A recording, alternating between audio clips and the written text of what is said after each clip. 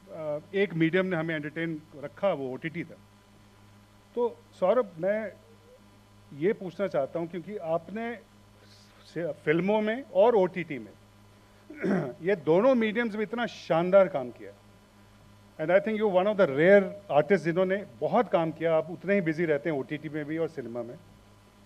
और OTT मैं शायद जब नेटफ्लिक्स का जो पहला स्लॉट आया था, तो मैंने नेटफ्लिक्स के लिए एक ओरिजिनल फिल्म बनाई थी, टोरबाज विद संजय दत्त। और उस समय मुझे लगा था कि ज़्यादा लोग देखेंगे, और इसलिए मैं वो फिल्म नेटफ्लिक्स के लिए बनाना चाहता था, और बहुत ही अच्छा एक्सपीरियंस रहा।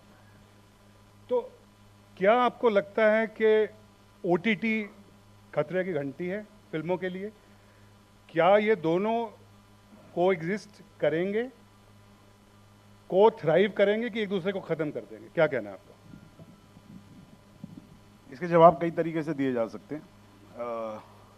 आज से 100 साल पहले सिनेमा आया था, 100-125 साल पहले सिनेमा आया था। आई एम श्योर, मैं 125 साल पहले था नहीं, लेकिन आई एम श्योर उस वक्त ये कहा गया होगा कि ये नाटक का अंत है। फिर टेलीविजन आया था, 74 में आया था, या कब 62 में जो भी आया था, लेकिन मतलब हाँ 74 मुझे याद है। एशियन गेम्स में तो कलर टेलीविजन। हाँ हाँ, तो हाँ, तो जो भी है, नहीं जो भी था, जब टेलीविजन आया था तो ये बड़ी चर्चा थी कि ये तो सिनेमा का अंत है। आज 125 साल के बाद नाटक आज भी जिंदा है, सिनेमा आज भी जिंदा है, उसके बावजूद कि टेलीविजन आया। See, every form which comes, you should not be scared of it. It finds its own place. It finds its own idiom. वो अपनी भाषा, idiom, अपनी ज़रूरत, सब चीज़ें ढूंढ लेता, and same is with OTT. That is very, very clear. बल्कि खुश होना चाहिए. There is a new medium. Now, what is the difference between its? So, let's talk about cinema, television, and OTT. As a medium, technically, what are they? They are 2D images. They're all 2D images. So what is the big difference? The difference is in how you approach it. Cinema का एक language है, एक उसका ethics है, आप उसको कैसे approach करते हैं, ठीक है? सिनेमा फॉर एग्जाम्पल 2-2.5 घंटे 3 घंटे की फिल्म होती है, तो उसका कहानी का एक स्ट्रक्चर होता है जो कि हम फॉलो करते हैं। हमें क्या कहना है, हम एक मूल जो प्रोटैगनिस्ट होता है उसकी कहानी के आसपास चीज़ें जोड़ते हैं, लेकिन मूल कथा जो है वो स्पाइन के तौर पे वो चलती है, करेक्ट? टेलीविजन आया, वो अनलिमिटेड हो गया कि भाई आप बनाते रहो, जब तक लोग देखते रहेंगे तब तक चलेगा। ये बहुत कॉमन हुआ हमारे यहाँ। तो क्या हुआ कि हमें समझ में आया है कि यार हमें कोई किसी के प्रति हमें कुछ कमिट करने की ज़रूरत ही नहीं है। मुझे आज ये अच्छा लगा तो इसको पकड़ गए, इसके बारे में कुछ भी कह दूं। Holding power should be the main thing, that is what. और फिर उसके बहुत सारी चीज़ें बनी, जो बहुत सारे प्रिंसिपल्स हैं दैट हमें बताया जाता था एज मेकर्स, हमें समझाया गया कि देखिए आप टेलीविज़न बना रहे हैं तो टेलीविज़न कौन देखता है? जब महिलाएं घर में काम कर रही होती हैं तो वो भी देखती हैं, तो वो सब सामने बैठ के नहीं देखती हैं, वो बीच में भिंडी काटने भी जाती हैं, रखने भी जाती हैं, गैस को कम करने जाती हैं। तो एक डायलॉग को 4 बार जरूर बोलिए ताकि वो एक बार तो पकड़ ले कहीं। नहीं, मजाक नहीं कर रहा हूं मैं, सच बोल रहा हूं, ये सच्चाई है। तो उसने अपना रूप बनाया।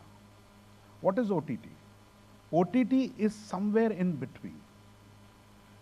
It is not a collective experience like cinema कि आप थिएटर में गए, आपने बैठ के सारा देख। It's a very individual experience. आप कान में लगा के, आप मोबाइल पे या आप कंप्यूटर स्क्रीन पे देखते हैं, so you can watch the content which doesn't make you uncomfortable when you're sitting with your mother or with your children or with your friends.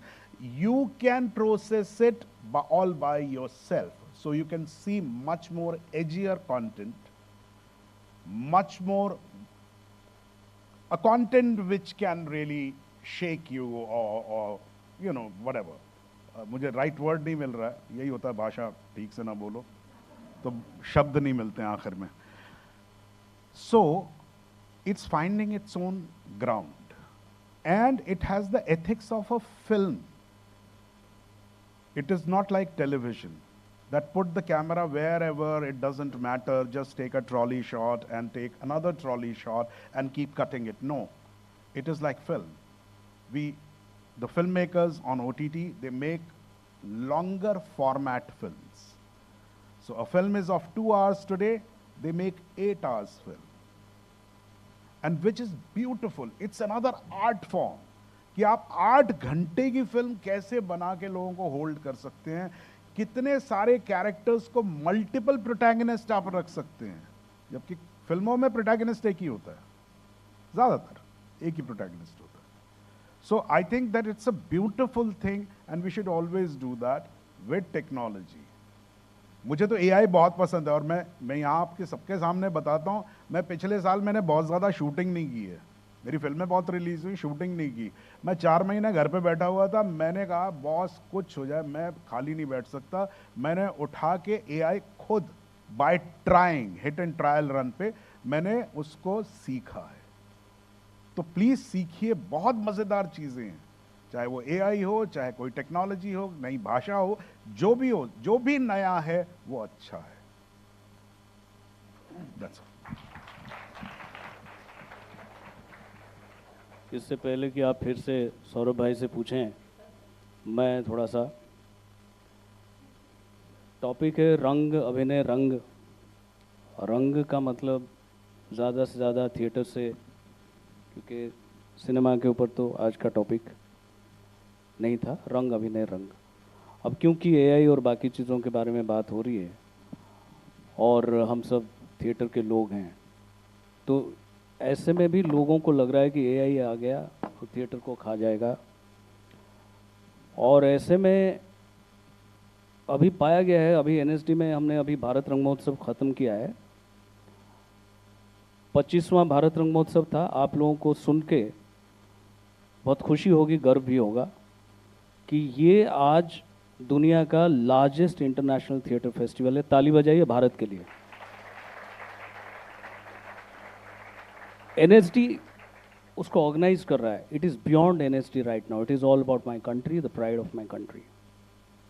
क्योंकि हम एकेडमिक इंस्टीट्यूशंस हैं, हम उतनी पब्लिसिटी नहीं कर पाते हैं, हमारे हाथ बंधे हुए हैं. और ओलंपिक में कोई गोली मार देता है, गोल्ड ले लेता है या ब्रॉन्ज भी ले लेता है, तो कितना आता है पेपर में, सब चीज़ में. नाटक जो है ये भी एक खेल है. अंग्रेज़ों ने बाद में उसको प्ले बोला और नाट्यशास्त्र में इसको नाट्य क्रीड़ा कहा गया. सो आज जब हम खेलो इंडिया खेलो कह रहे हैं, तो मीडिया के लोग बढ़ चढ़ के इसके ऊपर लिखना चाहिए. खैर, एआई के होते हुए ये हमने हर एक कॉन्टिनेंट में किया, इस बार हर एक स्टेट में किया, हर एक यूटी में किया, हर एक कॉन्टिनेंट में किया. और भारत के लिए गर्व की बात यह है कि हमने अंटार्कटिका में भी कर दिया, जहाँ पे थिएटर आज तक नहीं हुआ है. ऐसे में लोग पूछते हैं एआई आ गया भैया तुम्हारा क्या होगा. मैं कहता हूँ हमारा फ्यूचर तो ब्राइटेस्ट है. इसलिए क्योंकि ये तो आर्टिफिशियल इंटेलिजेंस है.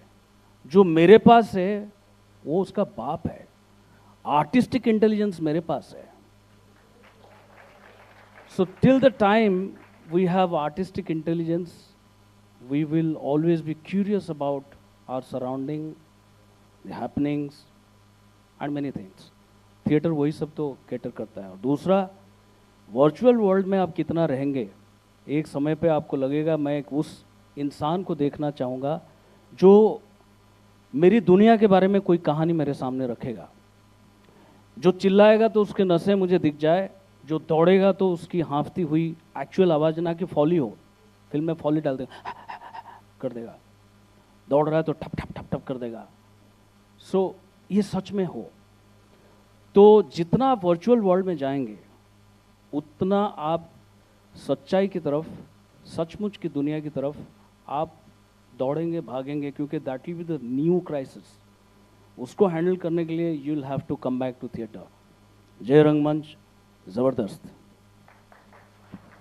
चित्ररंजन, मेरा अगला सवाल यही था। धन्यवाद, आपने ऑलरेडी जवाब दे दिया। ओटीटी की मैं सिर्फ बात कंटिन्यू करते हुए ये कहना चाहूँगा कि ओटीटी मुझे लगता है कि सबसे ज़्यादा फ़ायदा हुआ है थिएटर आर्टिस्ट को, क्योंकि वो ओटीटी ने क्या किया है, decimation of the star system. आप स्टार हैं इसलिए आपको ओटीटी पे काम नहीं मिलेगा, आपको अभिनय और आपके लिखावट की वजह से आपको काम मिलेगा। और मुझे लगता है कि काफ़ी दरवाजे थिएटर आर्टिस्ट के लिए खुले हैं ओटीटी के बाद। तो ओटीटी का डेफिनेटली ये एडवांटेज मुझे लगता है बहुत बड़ा एक रहा है रंगमंच के लिए। और वैसे भी जिसने थिएटर किया है वो आई थिंक प्रोसेस और डिसिप्लिन तो डेफिनेटली वो फिल्मों में लेकर जाता है, तो वो एक बहुत बड़ा एडवांटेज रहता है थिएटर आर्टिस्ट के लिए।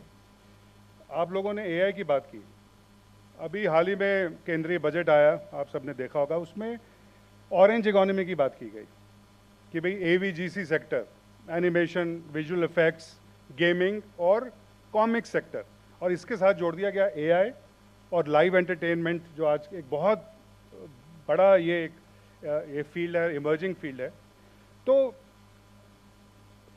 Although you have already answered both of you, but मैं फिर भी लोगों को लगता है कि भविष्य में आर्टिफिशियल इंटेलिजेंस कहीं ना कहीं पटकथा लेखन और अभिनय को खतरे में डाल देगा।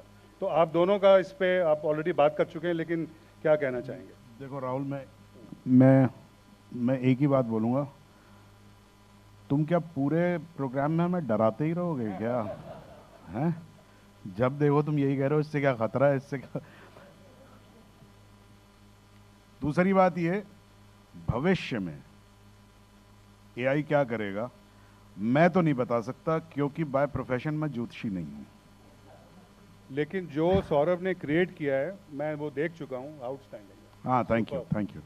वो एआई का आई थिंक सबसे बड़ा फायदा तो आपने उठाया। हाँ, नहीं, वो फायदा उठाया। वो it's at a, I think that अगर उसको कंपेयर कर दो, it's like a newly born child, ठीक है ना। वो पता नहीं कि वो क्या बनेगा, वो जो हम करेंगे उसके साथ अल्टीमेटली वही, it's like a, because it's not a human being, it's a. I think Chitraranjan ने बहुत हाँ, ब्यूटीफुली आंसर किया है कि आर्टिस्टिक जो इंटेलिजेंस है, हाँ, उससे बड़ा कुछ और हो ही नहीं सकता। हाँ, नहीं, करेक्ट है। आई थिंक दैट इज, हाँ, और बिल्कुल एक जो फॉर्मेट अब और बदल रहा है वो आ रहा है, जैसे लॉन्ग फॉर्मेट की बात की ओटीटी, अब आ रहा है शॉर्ट फॉर्मेट, माइक्रो ड्रामास।